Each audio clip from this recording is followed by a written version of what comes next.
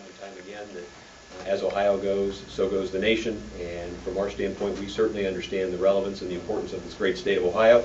We understand that no Republican has ever won the White House without winning Ohio. And so, as a party, we are fully committed to work side by side, hand in hand with Senator McCain, who has fully invested the time and the energy and the resources of his campaign into the state of Ohio. And we're sure of one thing, that this fall, Senator McCain will carry the state of Ohio. Thank you again for joining us today. Early voting, as you all know, has already begun here in Ohio. Earlier this week, the polls opened 35 days before the elections. Absentee ballots were mailed, and in a number of counties, early vote centers were opened, and voting has begun in person in many polling locations and boards of elections around the state. All of this is early, but it's interesting in part because there's a new wrinkle, and that is a Supreme Court approved opportunity for people to register and vote on the same day during a 6-day window right at the start of the early voting process. We think while we fought that, we were sadly disappointed with the court ruling, and that has gone on. But the interesting part of it is we have yet to have an opportunity to have observers inside the polling locations to watch that process go on over the last 4 or 5 days. The hallmarks of any good election process are transparency and openness and fairness. And observers play a key role in that process. Having the public inside the polling location with an opportunity to look at what's going on is critical, not just on election day and on the days that follow inside the Board of Elections as the votes are tallied. That openness and those observers are critical on the days where, on these early voting center days and in these early days where voting is taking place in the boards of elections and these early vote centers.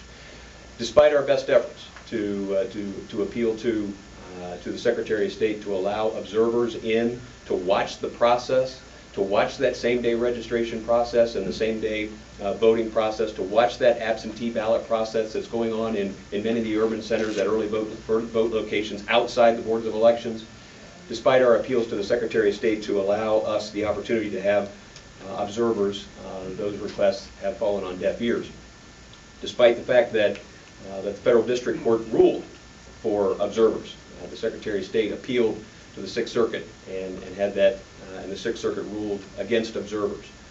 Every step along the way, the Secretary has had the opportunity to put observers in the polling location and provide a sense of transparency and openness and fairness, and every step along the way, she has decided not to lead. This is not an issue for us today, ladies and gentlemen, about poll workers and Board of Elections.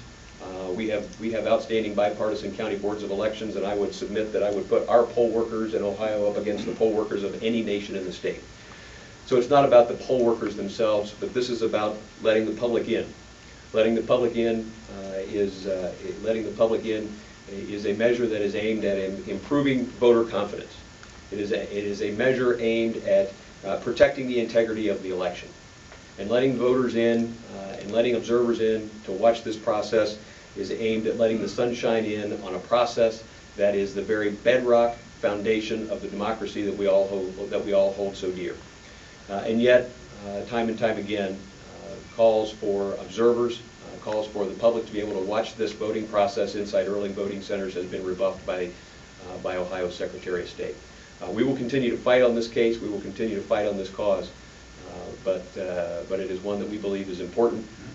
It is an issue of transparency, openness, and fairness, and one that serves as a critical component and a critical piece of trust and integrity and confidence that 11.5 million people in Ohio, and quite honestly, hundreds of millions of people around the country deserve when it comes to elections in the state of Ohio. I am pleased to have been joined by 2 outstanding former